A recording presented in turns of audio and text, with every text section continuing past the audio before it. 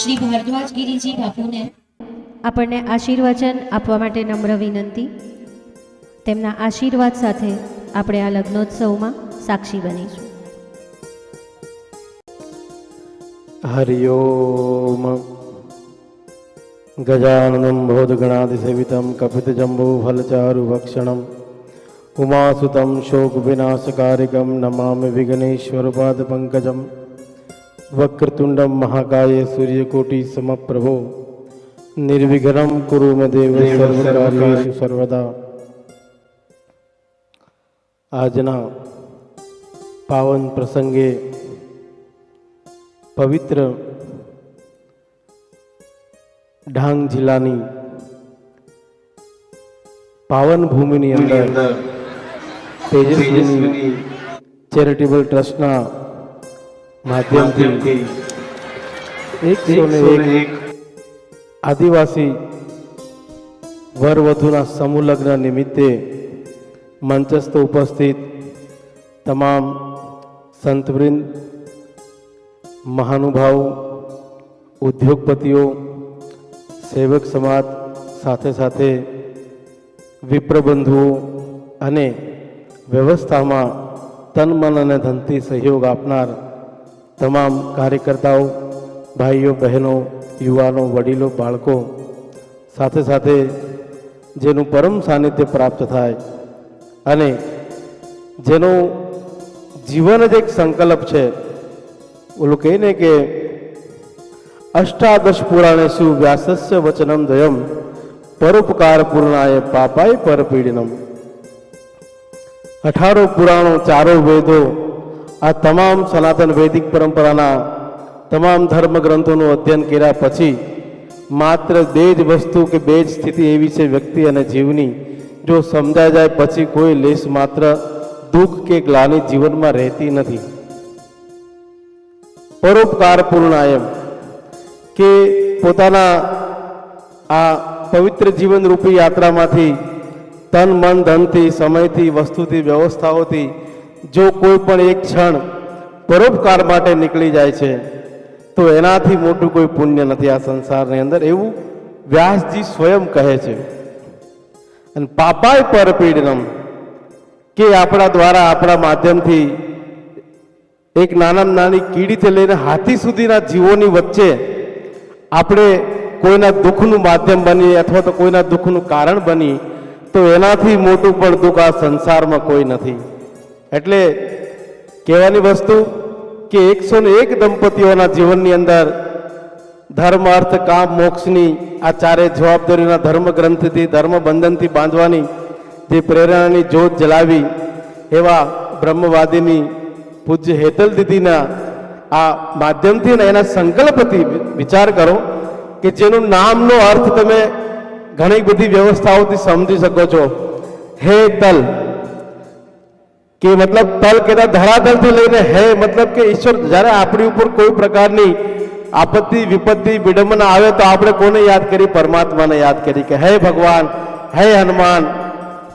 એમાંથી જે હે શબ્દ છે, જે ધરાતલ એટલે કે તલ કે પૃથ્વીથી લઈને ઉપર સુધી દરેક જીવના, દરેક વ્યક્તિના, દરેક આદિવાસી સમૂહના 311 ગામની અંદર એ લોકોના જીવનની વ્યવસ્થાઓના જે કોઈ નાના નાના માધ્યમોથી સુચારુ રૂપથી સારી રીતે શ્રેષ્ઠ જીવન તરફ કેમ વળે, એ પેઢી, યુવાનો, એ બાળકો, એ વડીલો, નાના મોટા જે કોઈ દૂષણોમાંથી મુક્ત કરીને એના સ્વધર્મ તરફે, સનાતન પ્રત્યે, આધ્યાત્મ પ્રત્યે એ જીવને, એ વ્યક્તિઓને અને એ પરંગણાના ગામડાના લોકોને ખેંચી લાવવાનું જે માધ્યમ બન્યું।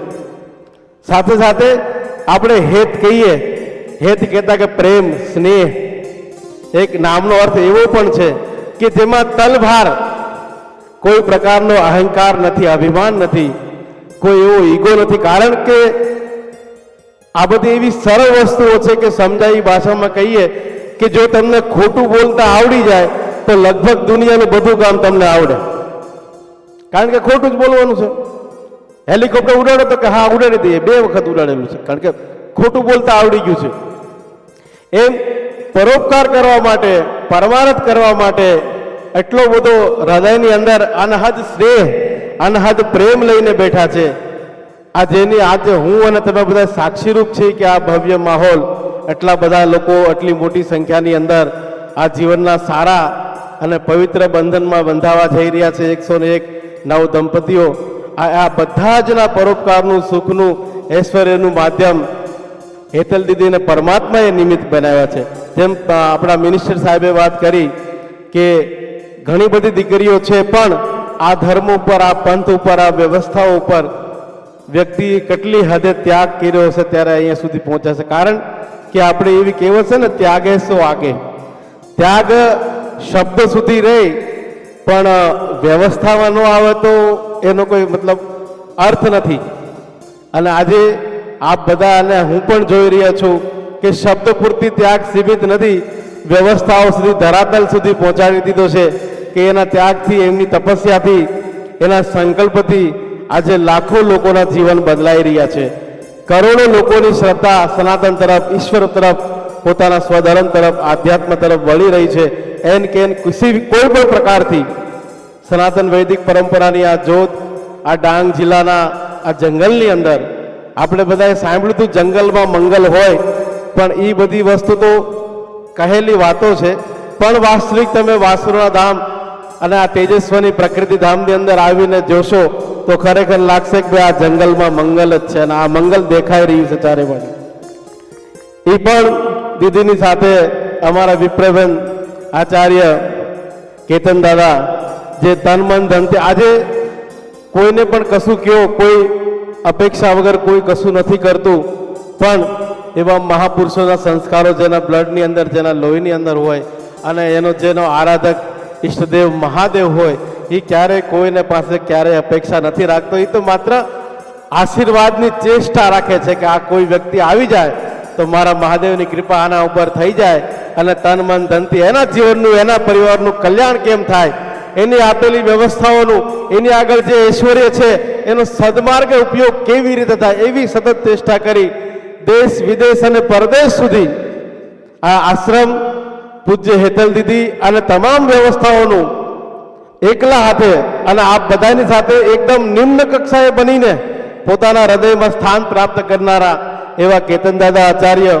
સાથે સાથે એમની સાથે ટીમની અંદર જે બ્રહ્મ સમાજના યુવા કાર્યકર્તાઓ, જે આચાર્યો, લગ્ન ગ્રંથિથી જોડાવા માટેની તમામ કર્મકાંડની વૈદિક પરંપરાઓથી, વિધિ વિધાનથી જે નવ દંપતીઓને આશીર્વાદ આપવાનું કાર્ય કરી રહ્યા છે, સાથે સાથે સંસ્થાની સાથે જોડાયેલા.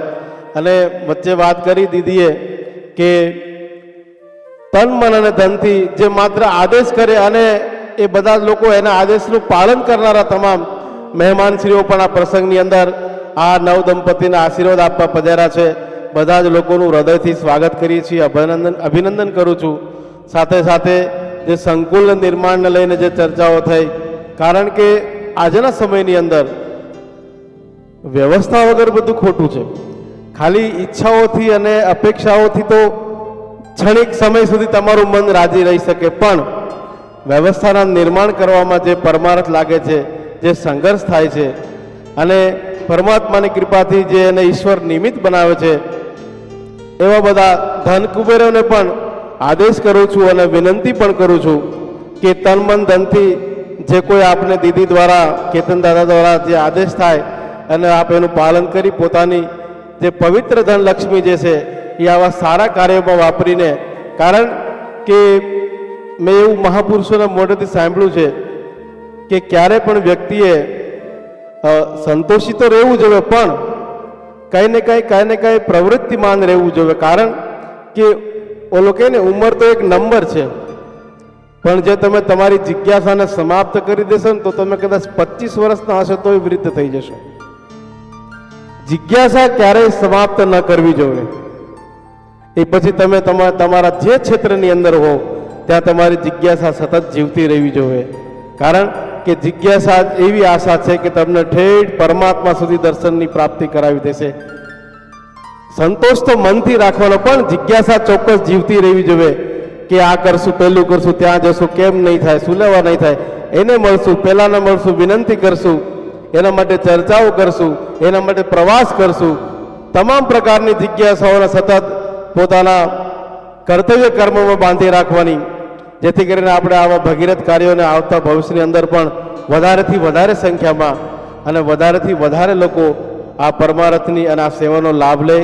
જે કોઈ નવ દંપતીઓ પોતાના વૈવાહિક જીવનમાં આજથી પ્રભુતામાં પગલાં પાડી રહ્યા છે, ભગવાન સિદ્ધ ગણેશ ગુરુ મહારાજ નેપાલી બાપુના ચરણોમાં પ્રાર્થના કરું કે એમનું આવતું ભવિષ્ય, આવતું જીવન પ્રેમથી, ભાવથી, આદરથી, સત્કારથી અને સનાતન વૈદિક પરંપરાની અંદર જે આદિવાસી સંસ્કૃતિઓમાંથી જે લોકો આવે છે એ લોકોને ખાસ કે પોતાની સંસ્કૃતિને ક્યારેય ન છોડે, પોતાના સ્વધર્મને ક્યારેય ન બદલાવે. ઘણી બધી એવી લાલાહિત કે આપણને જે છે ને છેતરવા માટે લોકો સતત ચારે બાજુથી ઝાડ બિસાવીને બેઠા છે કે ગમે તે રીતે એને આપણે કન્વર્ટ કરી દઈએ અથવા તો એના સ્વધર્મમાંથી એને આપણે ભ્રષ્ટ કરી દઈએ, પણ કોઈ પ્રકારની લાલચમાં આવ્યા વગર આપણા સનાતન વૈદિક પરંપરાનું જે ગર્વ છે અને તમારી જે આદિવાસી સંસ્કૃતિનો જે ઇતિહાસ છે એને સતત હૃદયની અંદર જીવંત રાખજો. ઘણી બધું અહીંયા આવ્યા પછી જોવામાં વિચિત્ર લાગતું હતું, પણ એ આપની સંસ્કૃતિ છે, આપનું વાતાવરણ છે, આપની પ્રકૃતિ છે અને એ પ્રકૃતિની અંદર જ રહીને આવતા ભવિષ્યનું પણ નિર્માણ સુયોગ્ય રીતે થાય. આવતી પેઢી પણ તમારી સંસ્કૃતિ, તમારી મર્યાદાઓ, તમારા રીતિ રિવાજોનું પાલન કરે. અને જેમ કીધું ને કે નવરા અને નવરી જે આજે મોટી સંખ્યામાં પણ એ લોકો આજના દિવસે ભલે નવરા રહે પણ આવતા કાલથી ખૂબ સારું કાર્ય અને વ્યવસ્થાઓનું નિર્માણ કરે અને પોતપોતાના માતા પિતાને, આજે જે દીકરીઓ જે સાસરે જાય છે પોતાના માતા પિતાને છોડીને સાસુ સસરાને, એને પણ એ જ માતા પિતાની દ્રષ્ટિથી જોવે અને એ જ પ્રેમ અને આશીર્વાદ એ સાસુ સસરાને પણ કહેવામાં આવે છે કે તમારી દીકરી છે એવી જ રીતે રાખવામાં આવે, જેથી કરીને લગ્ન જીવન સુખ, શાંતિ, સમૃદ્ધિ અને યશ વૈભવથી ભરેલું રહે. દરેકને ખૂબ ખૂબ હૃદયથી આશીર્વાદ, ખૂબ ખૂબ અભિનંદન. ગુરુ મહારાજ આપને તન મન ધનથી સ્વસ્થ રાખે અને આ સંપૂર્ણ સહયોગની અંદર, વ્યવસ્થાની અંદર કાર્યકર્તાઓથી માંડીને, આયોજકોથી માંડીને જે કોઈ પ્રકારનો શ્રમ, જે પ્રકારની મહેનત, જે પ્રકારનો સંકલ્પ કર્યો છે એ બધા જ લોકોને પરમાત્માના ચરણોમાં પ્રાર્થના કરું છું કે સ્વસ્થ રહે, પ્રસન્ન રહે અને આવા કાર્ય, ભગીરથ કાર્યો આવતા ભવિષ્યમાં સતત કરતા રહે એવી પ્રેરણા આપું છું. આશીર્વાદ અસ્તુ. ઓમ નમો નારાયણ. શિવોહમ. હેતલ દીદી ઓફિશિયલ યુટ્યુબ ચેનલને લાઇક, શેર અને સબસ્ક્રાઇબ કરો.